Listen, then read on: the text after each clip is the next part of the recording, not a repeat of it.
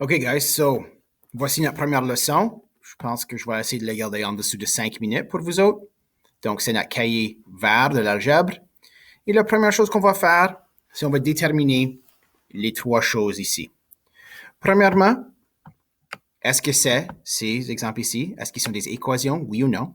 Oui, c'est une équation. Si, il y a un signe d'égalité, equal sign, et il y a un variable là-dedans. Donc, moi, je vais faire les premières trois, tu vas faire les prochaines quatre. Celui-ci, oui, équation, M variable et signe d'égalité. C, variable H, deux variables, cool. Équation, signe d'égalité, donc oui. Celui-ci, signe d'égalité, oui, mais il n'y a pas de variable, il n'y a pas de lettre. So, non. L'équation définit-elle une équation à résoudre ou en relation? En relation, c'est la dernière unité qu'on a fait. Quand on avait X et Y, deux variables, on avait besoin de trouver cela avec nos graphiques. Donc, dans la première ici, B, c'est seulement une variable M, donc, mais c'est une égalité, donc c'est une équation à résoudre. So, équation, je vais juste mettre un E, si je peux. Je suis pas trop bon à écrire encore. Équation à résoudre. La deuxième là, à cause qu'il y a deux variables, donc, il y a une relation entre les deux. So, la deuxième, c'est relation. And then, la troisième, qui n'a aucune variable, et c'est pas même une équation. Donc, celui-là est juste une égalité. OK. Finalement,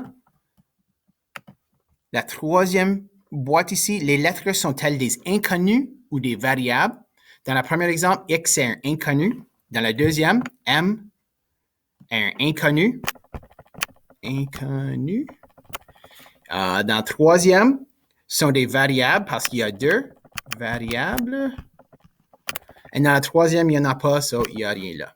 So, ce que je vous demande de vous autres, faire un pause sur la vidéo et faire les prochaines quatre exemples, E, F et G. OK, so bravo en finissant la première partie. Maintenant, pour la deuxième partie, on va résoudre les équations ci-dessous. Donc, comme vous avez vu auparavant, comme j'ai dit dans les dernières leçons, excusez, j'ai mis mon masque parce que je parlais à quelqu'un pour une minute, mais on se souvient que les additions à l'autre bord d'un signe d'égalité, c'est une soustraction et vice-versa. Et then les multiplications à l'autre bord d'un signe d'égalité sont des divisions. Whoops, we're looking division. That's a division.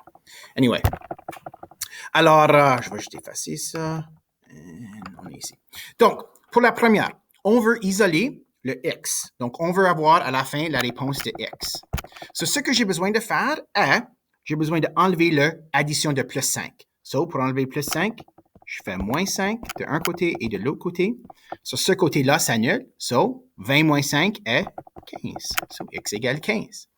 Dans le deuxième exemple, y est cassé par un moins 10, donc l'opposé d'un moins est un plus 10. So, celui-là annule. Si je fais d'un côté, je fais de l'autre côté.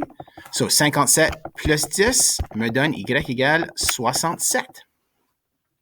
On continue ici. On a a plus 7 égale 30, négative 32.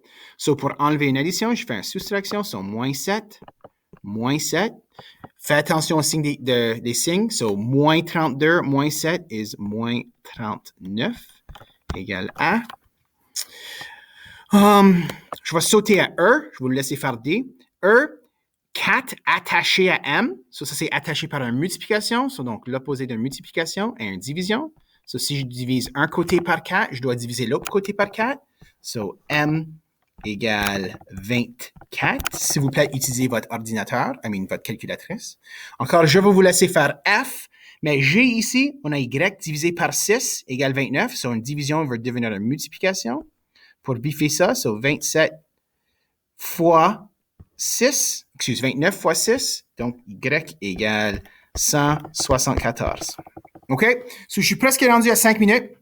Je vais essayer de finir ça en dessous de 5 minutes. Donc, D, F, H et I sont à vous autres pratiquer. Maintenant, vous avez la vidéo. Je vais afficher le quiz et that's it. That's all. Google Meet.